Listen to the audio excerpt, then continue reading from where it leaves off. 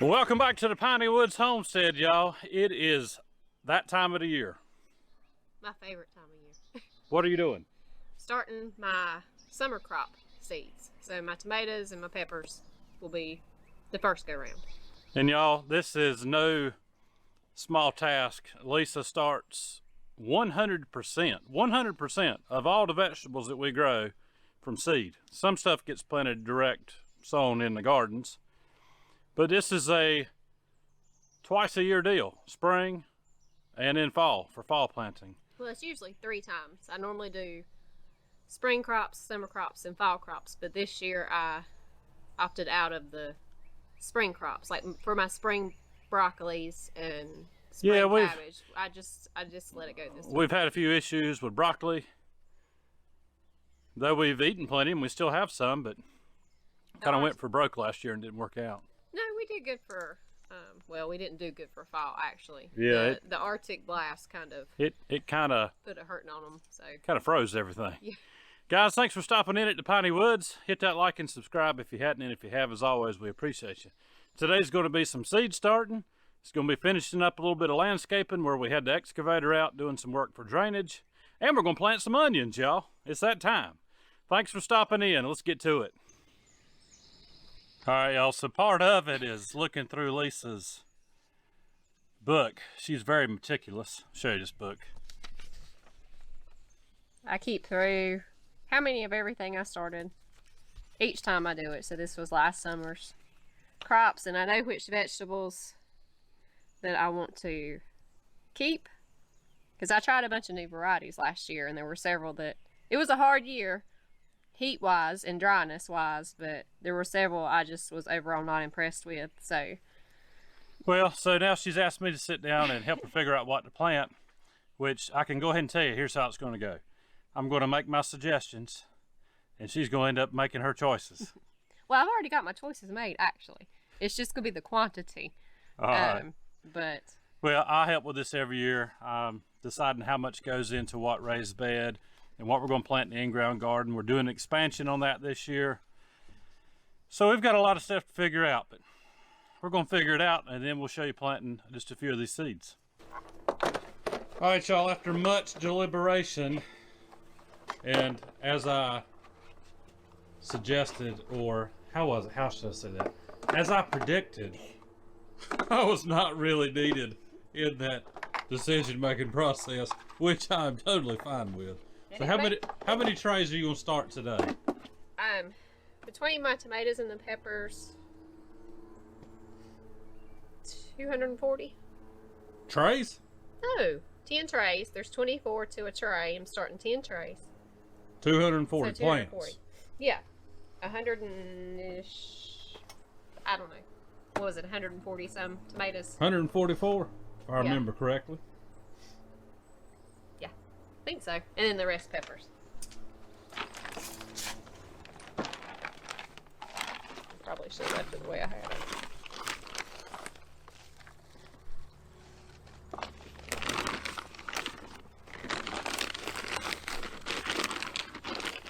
I was trying to make it easier on myself, but I think I made it harder.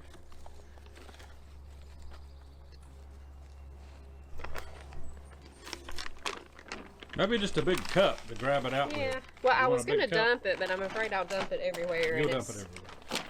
I would dump it everywhere. Yeah. Let me find you a big cup. Okay. Y'all, we have found yet another use for coffee cans. And I normally do this one tray at a time, but since I'm doing so many, and I still have the onions to plant today. And I still have boards to cut for the off-grid cabin. But y'all, these coffee cans, you save these things. Hold nails in them, spare parts, you name it. I need to build some shelving that fits just coffee Maxwell cans. House coffee cans. It's a whole lot cheaper than other storage methods. Well, and they last. Yeah, they're hard plastic. It's better than it rotting down in the ocean somewhere. It'll take about, what, 100 million years? Yeah, something like that. 100 million. And y'all can go back to last spring when I started and see a little bit more in depth. But this is, just to show you the name, I've used this seedling mix for several years now. And Black gold. black is sun grow black gold. But you want to do a seedling mix when you're starting your seeds, just because it's light and fluffy. You don't want to use a pot mix that has big chunks of dirt and wood and everything else. Some people will tell you it's fine, but don't listen to that. This works. I mean, some people do take it and sift it out, take out the big pieces, but you're just not getting the same. It's not the same thing. No.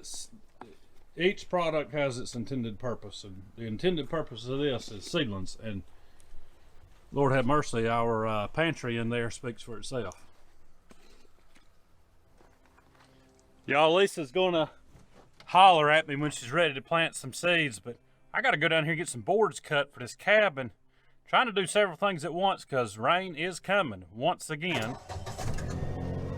If we could just get a break from it. Probably screaming for rain about July. But for now, we got all we need.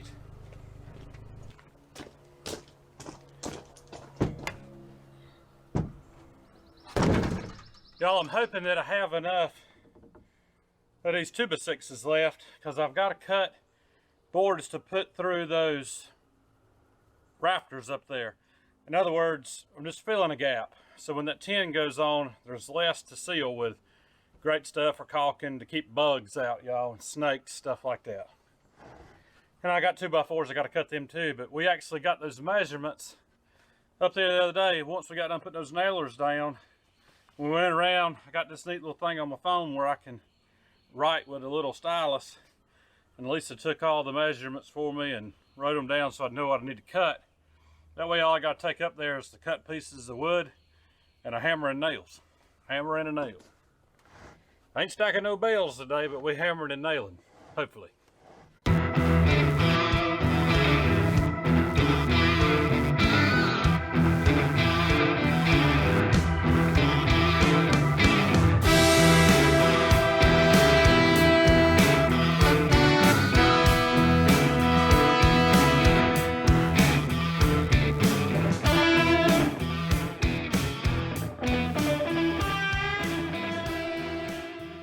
Y'all, I'm not going to have quite enough 2x6, but I got enough 2x4 to do the project up there. So the next time I mill, which will be a couple of days, I'll see if I can't sneak me a 2x6 in there. But I can go ahead and get these up for now, and if it don't rain in the morning, get some of that tin roof on, y'all. I'm looking forward to that. We're actually going to clear coat it so that we can keep that patina that Lisa loves so much, that rust. It looks really cool, so we'll do a clear coat finish on it. That'll help protect it for several more years, but we're going to sneak up there to the off-grid cabin while she's getting her seed trays ready. And I'll ask forgiveness later for climbing a ladder without her up there.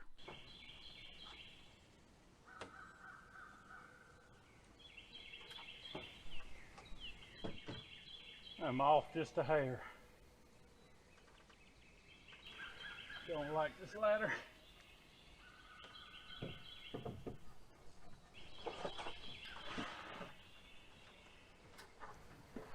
They're just a little bit too long, so I'll see if I can beat them into submission with a hammer. Sounds like a great idea on top of this rickety ladder.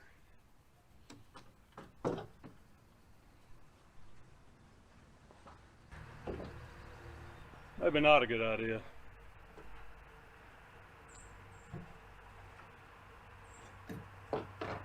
Oh, maintaining 3 points of contact.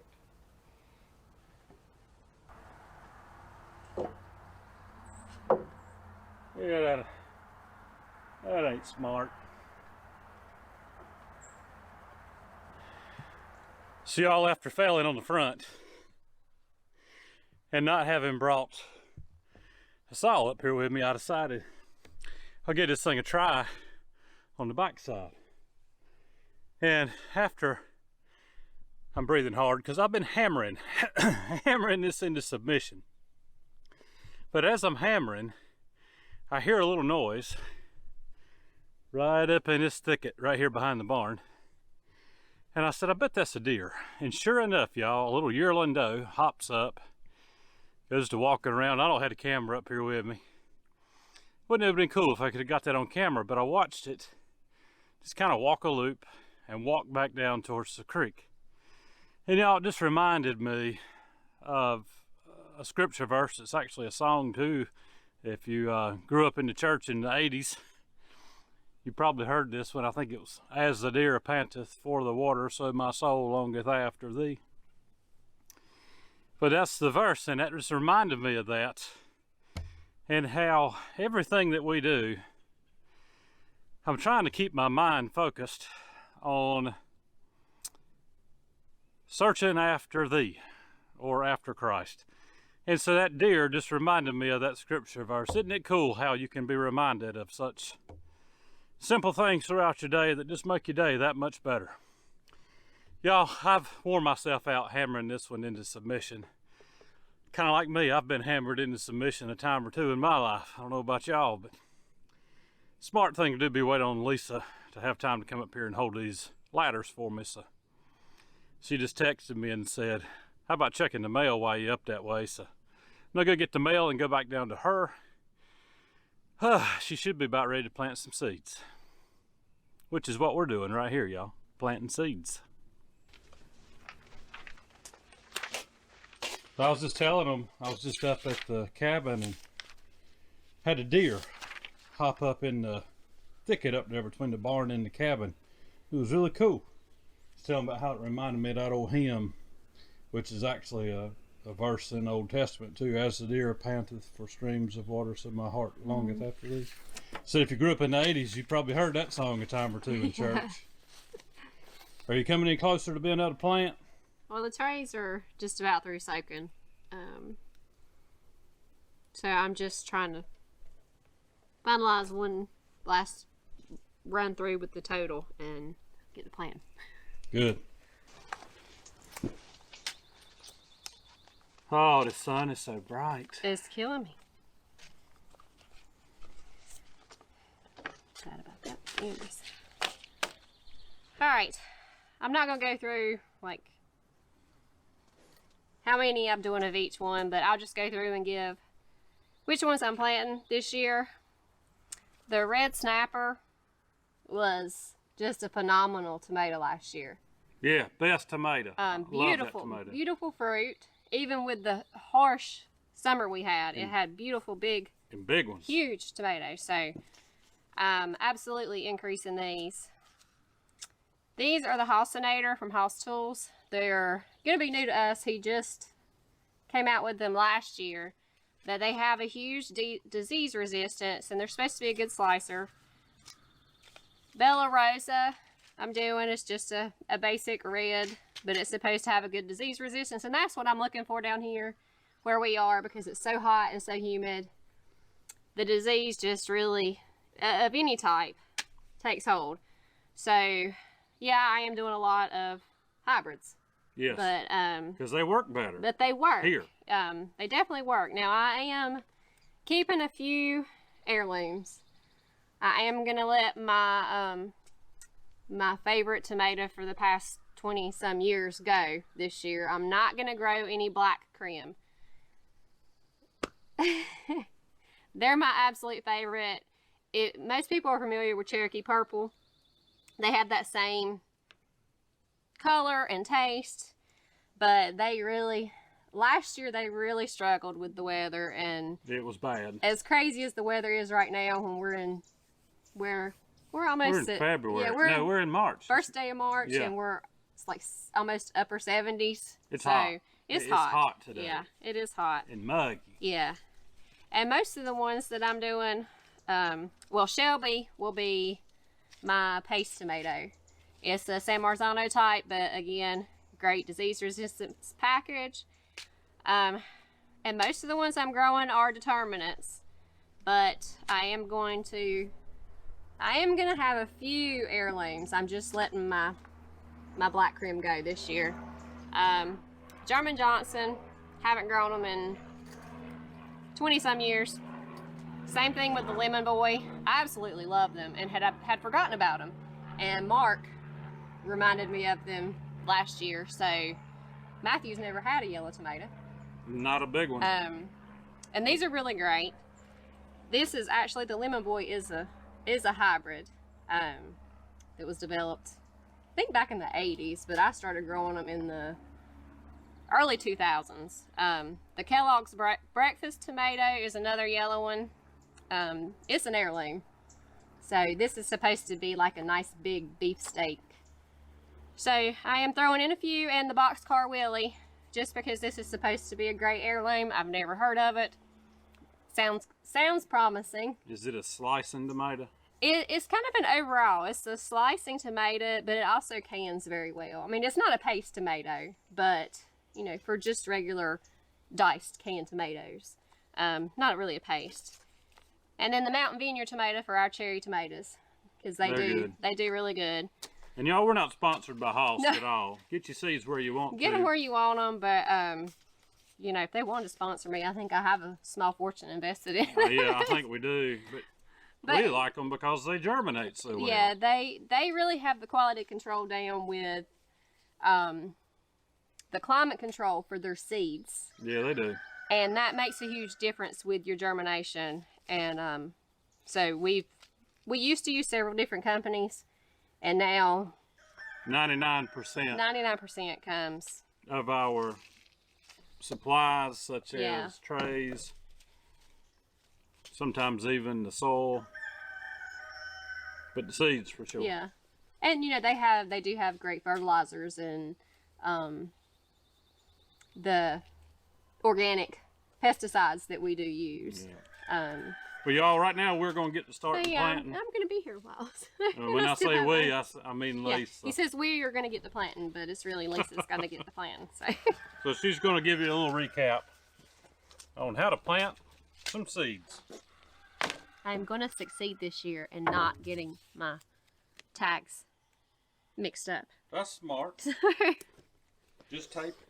I'm just going to put tape on the front of it instead of my tags. Tape and Sharpie. Yep.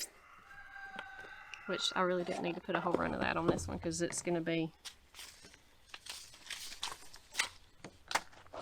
a whole tray of red snapper. Plus more.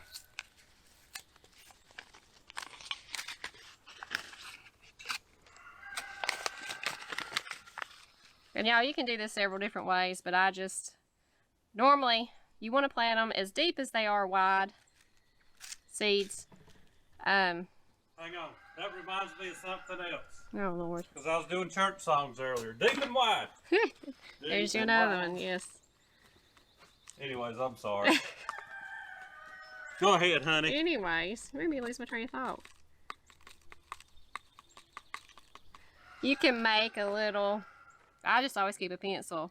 You can make a little divot to put the seed in there, but because tomato seeds are, they'll have to be planted 1/4 inch deep. I can just barely push them in and cover them up. And for bigger seeds, I use the eraser end and just make me a little indentation. Or you can just use it to make a little slight indentation.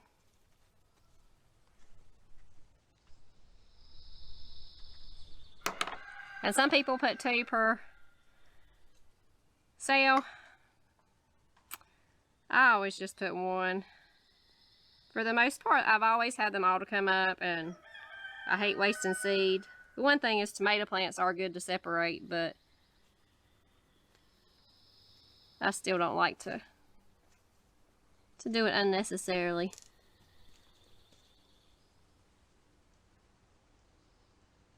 I mean, if you really wanted to, if I really wanted to, I could go through and put 2 seeds per each hole and then divide them out and pot them up, but I'm also trying to avoid potting up this year, which is why I'm starting my seeds a week later than what I normally do, because this weather here is just crazy.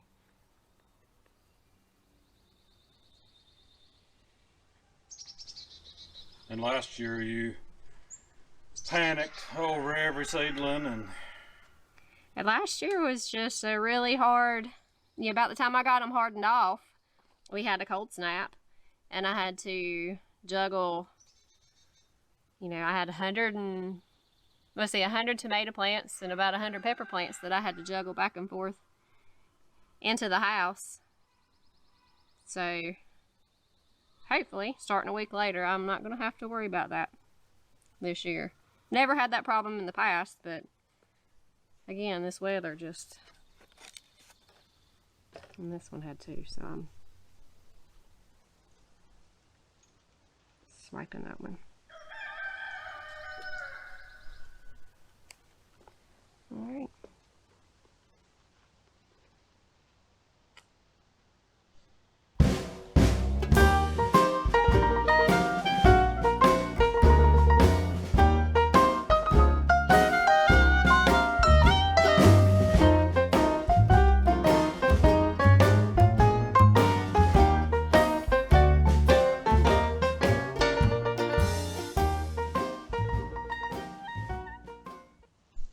All kinds of bugs. Hopefully the ants will leave us alone.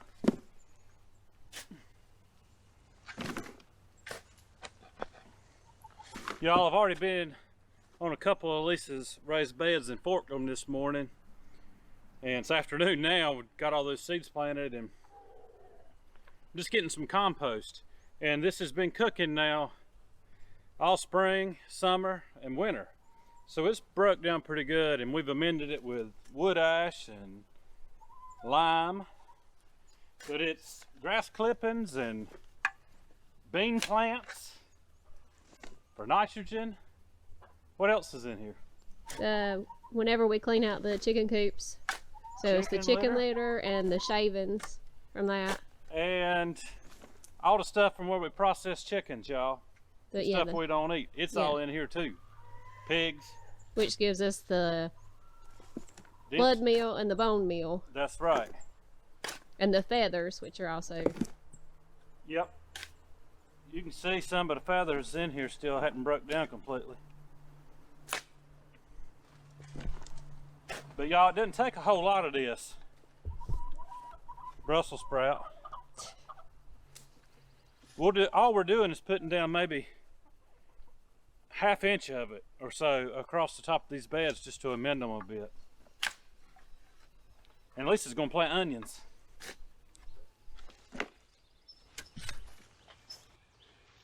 Look at that. It's pretty. It is pretty. Nice and rich looking. It's rich, and y'all, there's also, I forgot to say this, sawdust off of the sawmill. We put it in there too. So we're reusing everything. We reuse everything around here. But and this should be good. This should be good compost. Go ahead. Yeah, and we put the eggshells from our breakfast. You know, vegetable scraps, which usually the vegetable scraps go to the chickens, but we do put our eggshells in here too.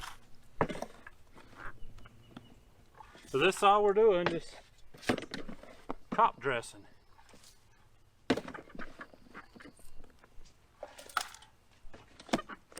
And you'll have to pick a few things out.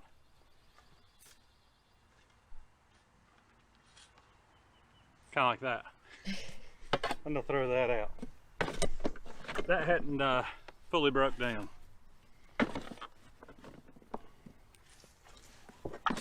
What was it you were saying about wearing gloves, honey? I hate wearing gloves.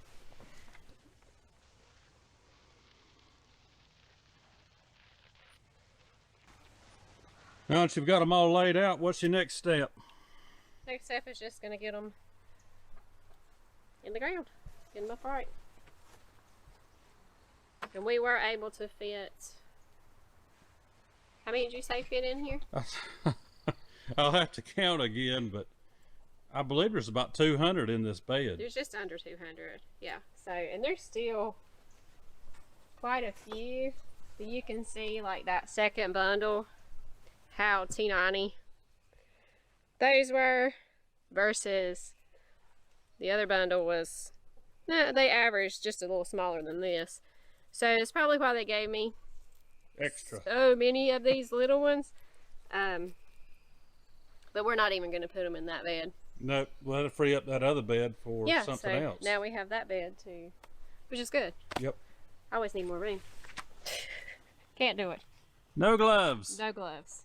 We got, what do you call it? Soap. We have soap. We have soap. What do you call that stuff? And we have the dibble that Mark made me back last spring, I think. Yeah. So, putting it to use again, Mark.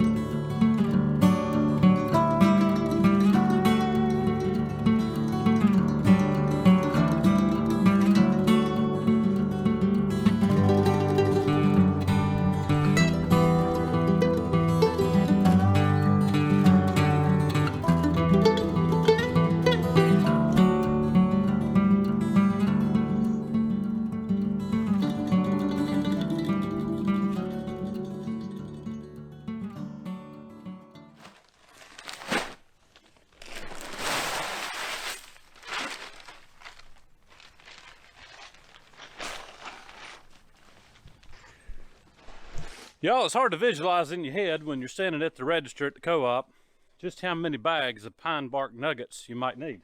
Because we actually went for, what do you call them things? Pine needles? Yeah, pine needles. But they didn't have any, but they had these. And we've used them before we like them. So I'm trying to think in my head just how many I need. I got 8. Need about 3 more, so. And it was actually cheaper to get these. Yeah. Even for the area that they cover, it was cheaper to get these. And they last longer. They last much longer. And the good thing too, where if any of that evening primrose comes back up, which it shouldn't through most of it. Yeah. But up in here, there might be some that still comes back.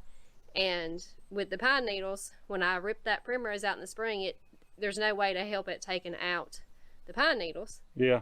This I can work around. I can work around and save. So.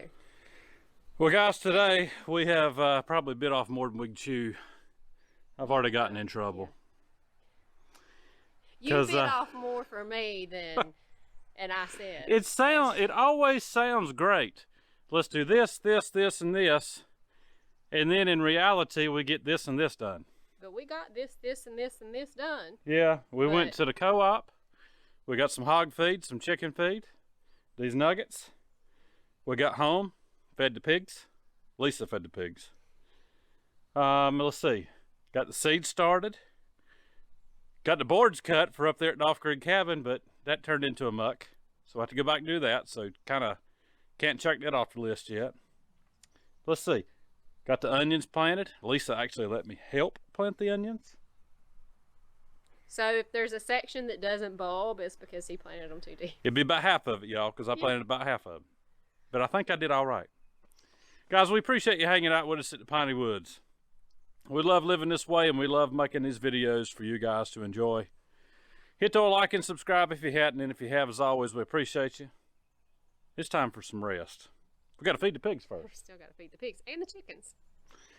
Y'all have a good day, a great week. We'll see you on the next one.